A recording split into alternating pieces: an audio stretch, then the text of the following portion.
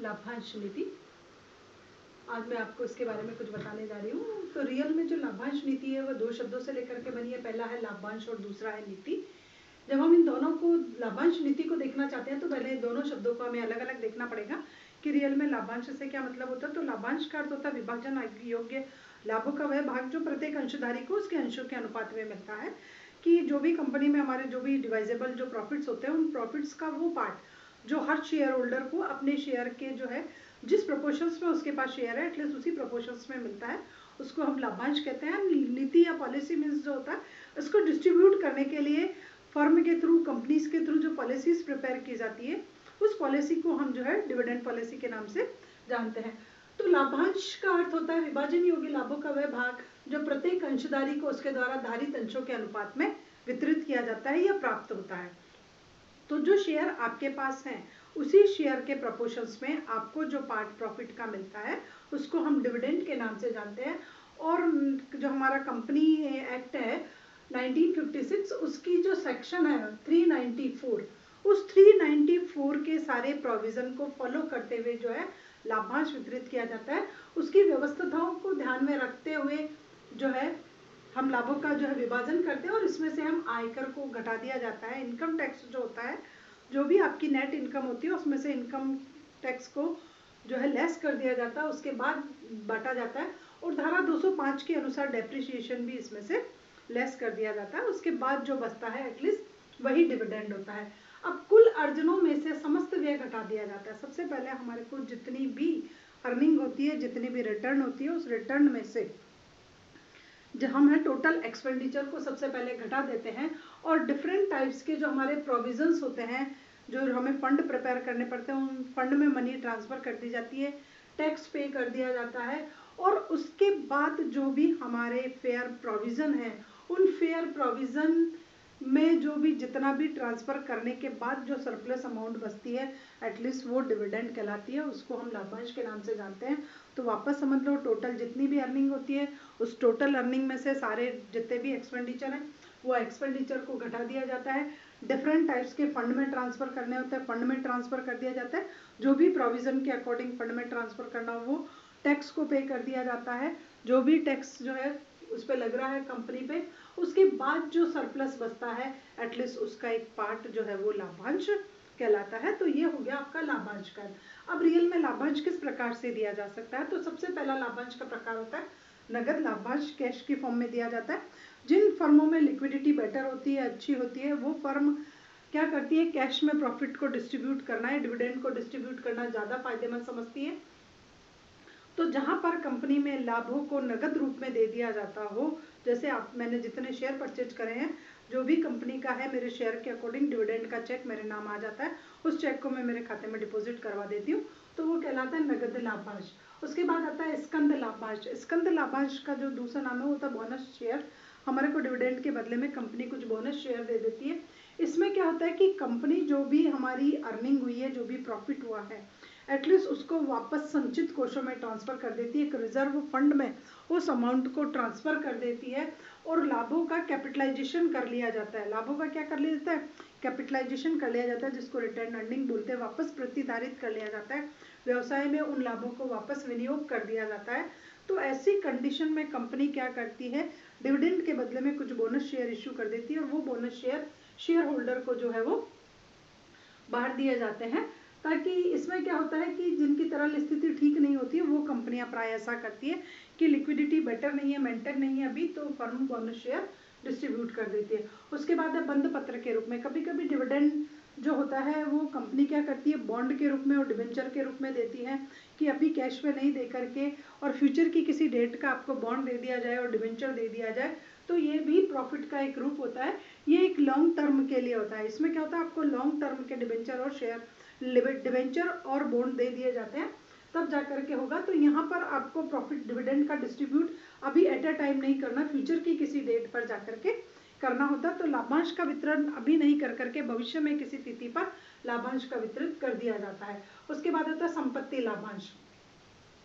संपत्ति लाभांश ये होता है कि इसमें फर्म क्या करती है कि डिविडेंड के बदले में आपको अदर कंपनीज की गवर्नमेंट कंपनीज की, अदर कंपनीज की सिक्योरिटी डिस्ट्रीब्यूट कर देती है कि किसी अन्य कंपनी की प्रतिभूति आपको लाभों के रूप में वितरित कर दी जाती है, या कंपनी क्या करती है, अपनी किसी संपत्ति को भी लाभों के रूप में दे सकती है। देखो, संपत्ति का मतलब होता है अपनी कंपनी के फर्म का जो भी उत्पाद होता है कंपनी का, वो लाभों के रूप में दे दिया जाता है। जैसे अमेरिका, यूएसए में ऐसा किया जाता है कि जो वाइन कंपनीज होती है, वो मदिरा उत्पादक कंपनियां जो होती है, वो लाभांश का जितनी भी रकम होती है, उस रकम के बदले की प्रतिफल के रूप में मदिरा की बोतलें ही डिविडेंड के रूप में डिस्ट्रीब्यूट कर देती है।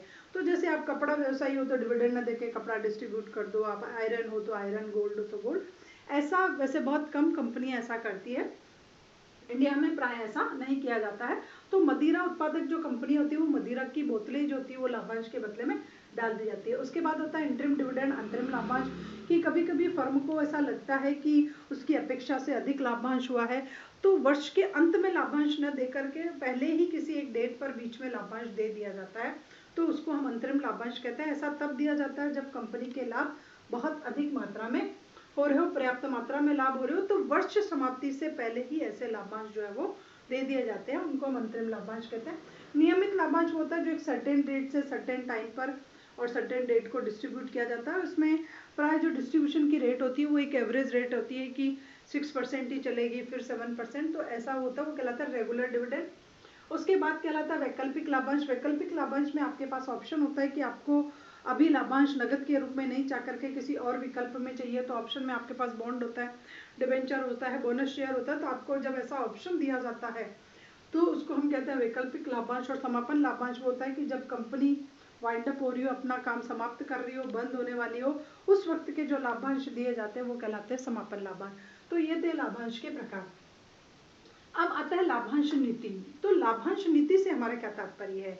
पहले आपने लाभांश के बारे में पढ़ा, लाभांश के प्रकार बढ़ रहे हैं, अब होता है लाभांश नीति। तो लाभांश नीति का मतलब एक ऐसी पॉलिसी है, जिस ऐसी पॉलिसी का फॉर्मुलेशन करना जिसमें आप कुछ प्रिंसिपल को फॉलो करते हुए डिविडेंड को डिस्ट्रीब्यूट करने के प्रोविजन प्रिपेयर करते हो, तरीके अपनाते हो, सिद्धांतों का पालन करते हो कि रियल में लाभांश किस हिसाब से देना है, उसको हम डिविडेंड पॉलिसी के नाम से जानते हैं। तो लाभांश नीति होती है लाभांश वितरित करने की योजना, या सिद्धांतों को हम लाभांश नीति के नाम से कहते हैं।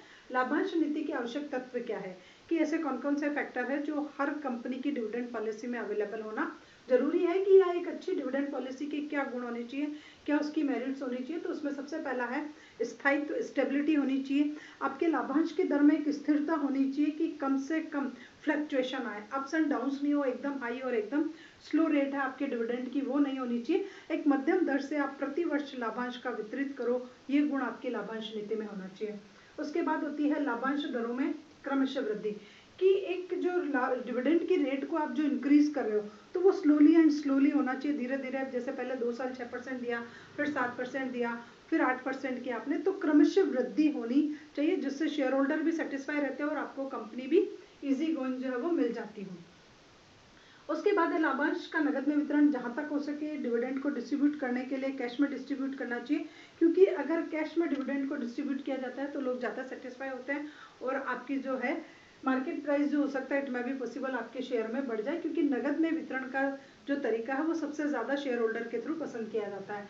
उसके बाद प्रारंभ में कम लाभांश, कि जब कोई कंपनी स्टेब्लिश होती है तो उसको स्टार्टिंग में ही ज़्यादा हाई रेट से डिविडेंड को डिस्ट्रीब्यूट नहीं करना चाहिए, उसको एक स्लो रेट से जो है डिविडेंड को इंक्रीज करना चाहिए। एकदम हाई दे दिया फिर आप अगर किसी वर्ष नहीं दे पाओगे तो शेयर होल्डर डिससेटिस्फाई हो जाएंगे, इसलिए प्रारंभ में कम और फिर धीरे धीरे बढ़ाना चाहिए। उसके बाद डिविडेंड में एक सर्टेन जो है रेगुलरिटी रहनी चाहिए, कि कंटिन्यूस आप डिविडेंड देते रहो। अगर आप 2 साल नहीं दोगे, फिर तीसरे साल दोगे, फिर 1 साल नहीं दोगे, फिर दोगे, तो इससे भी क्या होगा कि आप जो है कैपिटल कलेक्ट इजी गोइंग नहीं कर पाओगे। अब होते हैं डिविडेंड पॉलिसी को जो कौन कौन से फैक्टर अफेक्टेड करते हैं, कि ऐसे कौन कौन से तत्व है जो किसी भी कंपनी जब आप जो डिविडेंड पॉलिसी अगर प्रिपेयर करती है तो उसमें बहुत से फैक्टर होते हैं जो आपकी पॉलिसी को अफेक्टेड करते हैं। उसमें सबसे पहला होता है लाभों की स्थिति, की रियल में हमारे प्रॉफिट की कंडीशन क्या है। तो प्रॉफिट की कंडीशन पे भी आपकी पॉलिसी डिटर्मिनेट करे, जो डिपेंड करेगी, कि अगर हाई अमाउंट में प्रॉफिट हुए हैं तो आप एक लिबरल डिविडेंड पॉलिसी को भी अडॉप्ट कर सकते हो, और अगर लाभों की संख्या बहुत कम है तो आपको एक स्ट्रिक्ट जो है डिविडेंड पॉलिसी, कठोर लाभांश नीति को अपनाना पड़ेगा। तो रियल में फर्म की लाभांश नीति कैसी होगी ये फर्म के लाभों की स्थिति पर निर्भर करेगी। अच्छे लाभ उदार नीति होगी, कम लाभ तो जो है एक कठोर लाभांश नीति आपको अडॉप्ट करनी पड़ेगी। उसके बाद है व्यापार चक्र की स्थिति की रियल में अभी ट्रेड साइकिल की कंडीशन क्या चल रही है, कि बूम की सिचुएशन है या क्राइसिस की सिचुएशन है। अगर बूम की सिचुएशन है तो आपके लाभों की मात्रा अधिक होनी चाहिए, और अगर क्राइसिस की सिचुएशन है तो जब आप खुद ही क्राइसिस में हो तो आपको लाभ कम देने चाहिए। तो तेजी और मंदी के दौर में ध्यान में रखते हुए उदार और कठोर नीति का पालन करना चाहिए। तेजी में आप उदार पॉलिसी को अडॉप्ट कर सकते हो और मंदी में आप जो है वो स्ट्रिक्ट पॉलिसी को फॉलो करोगे। उसके बाद होता है अतिरिक्त पूंजी की आवश्यकता, कि अगर कहीं आपको ज़्यादा पूंजी की आवश्यकता है, अतिरिक्त पूंजी की आवश्यकता, आप अपने बिजनेस का एक्सपांड करने की सोच रहे हो, कुछ नई यूनिट या कुछ नया लगाने की सोच रहे हो, तो एटलीस्ट आपको क्या होगा, कुछ है अतिरिक्त पूंजी की आवश्यकता होगी। तो ऐसी कंडीशन में आप पूरे लाभांश नहीं दे करके आप लाभों का एक भाग जो है वो रोक के रख सकते हो और उसको पूंजी के रूप में काम में ले सकते हो। उसके बाद है कोषों की तरलता, कि रियल में फंड की आपको कितनी लिक्विडिटी रखनी है, कंपनी की रिक्वायरमेंट कैसी है, क्या लिक्विडिटी मेंटेन करना उसके लिए कंपलसरी है, तो कंपनी को लाभ जो होंगे वो कठोर नीति को अपनाना पड़ेगा। और अगर आपकी फर्म में ऐसा है कि लिक्विडिटी की इतनी आवश्यकता नहीं है, क्रेडिट के ब्याह पे सारा हो जाता है काम, आपकी गुडविल अच्छी है और आपको क्रेडिट फैसिलिटी अवेलेबल हो जाती है, तो एटलीस्ट आप लाभ डिस्ट्रीब्यूट भी कर दोगे तो भी आपका काम हो जाएगा। तो आपकी लिक्विडिटी की रिक्वायरमेंट कितनी है फर्म की, उस पर ध्यान देना पड़ेगा। उसके बाद है अंशधारियों के विचार और आवश्यकता, कि रियल में आपके जो शेयर होल्डर्स हैं उनके ओपिनियन क्या है, उनकी अप्रोचेस क्या है, उनकी विचारधाराएं क्या है, वो खुद क्या चाहते हैं, कि लाभ उनको अधिक चाहिए, कम चाहिए, या वो सोच रहे हैं कि लाभों का विनियोग कर लिया जाए और नया वो किया जाए। तो जैसा शेयर होल्डर का ओपिनियन हो, एक बार बोर्ड ऑफ डायरेक्टर की मीटिंग में सभी शेयर होल्डर्स के कुछ ओपिनियंस लेकर के और उसके बाद डिविडेंड पॉलिसी को डिटर्मिनेट करना चाहिए। कि वैसी ही जो कंपनियां हैं, जैसे आपकी जैसी कंपनियां वो कितना लाभ दे रही है, एटलीस्ट आपकी डिविडेंड पॉलिसी दूसरी कंपनी की डिविडेंड पॉलिसी पे भी डिपेंड करेगी, कि सेम आपकी जैसी कंपनी, आपके जैसा ही प्रोडक्ट है, वो कंपनी अगर हाई रेट ऑफ डिविडेंड दे रही है तो आपको भी डिविडेंड की रेट जो है वो हाई करनी पड़ेगी। उसके बाद है वैधानिक व्यवस्था है समझौते, कि रियल में लीगल फॉर्म क्या है, आपका कंपनी एक्ट क्या कह रहा है, गवर्नमेंट की क्या कंडीशन है, रूल्स और रेगुलेशन क्या कह रहे हैं। तो इसमें 1956 की सेक्शन जो है 205 जो उसके जो प्रोविजन है एटलीस्ट आपको फॉलो करते हुए और सारी लीगल फॉर्मेलिटीज के अकॉर्डिंग ही आप लाभांश भुगतान कर सकते हो, क्योंकि उसमें कहा गया है कि लाभांश जो है वो कैपिटल में से पेमेंट नहीं होना चाहिए, लाभ केवल लाभों में से जाएगा, पूंजी में से नहीं जाएगा। तो हमारे कंपनी एक्ट में जितनी भी जो लीगल फॉर्मेलिटीज दी हुई है, प्रोविजंस दिए हुए, उनको अडॉप्ट करते हुए ही हम डिविडेंड पॉलिसी प्रिपेयर करेंगे।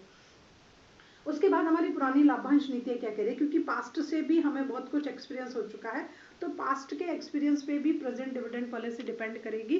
अगर पुरानी लाभांश नीतियाँ कह रही है कि हमने पहले ज़्यादा दे दिए थे तो इस साल आप कम दे सकते हो, और अगर आपने पिछले साल कम दी थी रेट ऑफ डिविडेंड तो इस साल आपको ज़्यादा देना पड़ेगा। उसके बाद गवर्नमेंट का कंट्रोल कितना है, गवर्नमेंट आपके बिजनेस पर कितना कंट्रोल करना चाह रही है, आपके प्रोडक्ट को कितना कंट्रोल करना चाह रही है, आपकी कंपनी का फ्यूचर कैसा, उस पर भी डिविडेंड करेगा।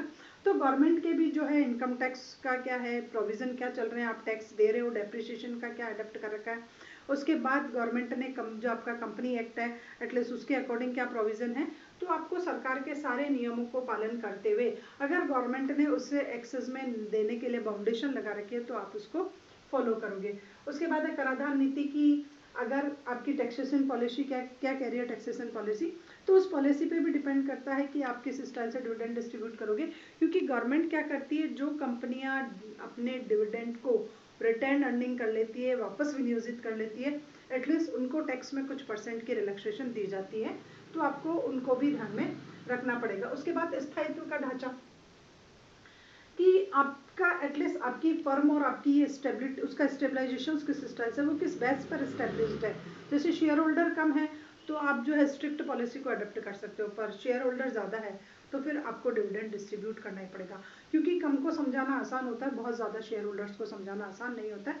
तो ऐसी कंडीशन में आपको एक स्ट्रिक्ट पॉलिसी को फॉलो करना कर सकते हो जब कम हो, जब ज़्यादा हो तो फिर आपको उदार नीति को ही अपनाना पड़ेगा। उसके बाद ऋणों का भुगतान, कि आपके अगर आपके पास लोन जो है डेप्ट ड्यू है, आपने लोन ले रखा और आपको लोन को पे करना है, वो कंपलसरी आपके लिए लोन को पे करना, तो आपको कठोर लाभांश नीति अपनानी पड़ेगी, क्योंकि ऋणों का भुगतान लाभों में से ही किया जाएगा और लाभों में से करने के बाद आपको डिस्ट्रीब्यूशन के लिए प्रॉफिट नहीं बचेंगे। उसके बाद कंपनी की एज क्या है, कंपनी अगर अभी स्टैब्लिश हुई है तो लोअर रेट ऑफ डिविडेंड होना चाहिए, और कंपनी को स्टैब्लिश हुए हुए काफ़ी टाइम हो गया तो उसकी जो है वो एज अगर ज़्यादा है तो एटलीस्ट उसको लाभ आपको ज़्यादा हाई रेट से डिस्ट्रीब्यूट करने पड़ेंगे। तो कंपनी की एज पर भी डिविडेंड की रेट या डिविडेंड पॉलिसी डिपेंड कर रही है। उसके बाद पब्लिक के क्या ओपिनियन है, पब्लिक क्या चाहती है, आपके जो है आपके वर्कर्स क्या चाहते हैं, ओपिनियन क्या चाहते हैं, शेयर होल्डर्स क्या चाहते हैं, उसके अकॉर्डिंग भी डिविडेंड पॉलिसी का डिटर्मिनेशन किया जाएगा। तो यह था फैक्टर अफेक्टिंग डिविडेंड पॉलिसी। अब डिविडेंड को डिस्ट्रीब्यूट करने के लिए जो तीन है, वॉल्टर है, गॉर्डन है और मोदी गिलियानी मिलर है, इन्होंने अपने अपने फॉर्मूले दिए और अपनी अपनी डिविडेंड रेट के अकॉर्डिंग जो है आपके शेयर के प्राइस जो है वो डिस्ट्रीब्यूट, शेयर के प्राइस को डिटर्मिनेशन करने की दिए। तो वॉल्टर के अकॉर्डिंग जो है D/KE, ये मैं आपको बहुत सारे क्वेश्चन इनके समझा सकती हूँ कि यहाँ पर डिविडेंड आएगा, कॉस्ट ऑफ कैपिटल आएगा, plus rate of return divided by cost of capital, plus आपकी EPS माइनस डिविडेंड और divided by cost of capital. इससे आप डिवाइड करोगे तो शेयर प्राइस निकल करके आ जाएंगे। उसके बाद गॉर्डन का फॉर्मूला था, उसमें था कि ई को जो है आपको मल्टीप्लाई करना पड़ेगा 1 माइनस बी में जो है वो आपका होता है पे आउट रेशो में से जब आप 1 को माइनस कर देते हो तो बी